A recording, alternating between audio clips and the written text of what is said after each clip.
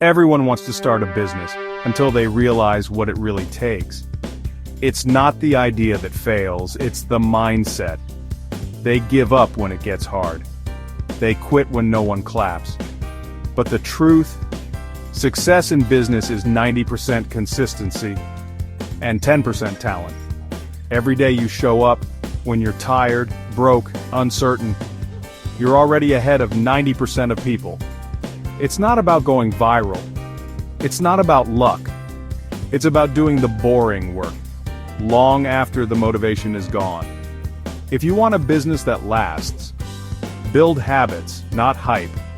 Stay consistent. Success will chase you. If you want a free AI to make videos like this, comment and subscribe.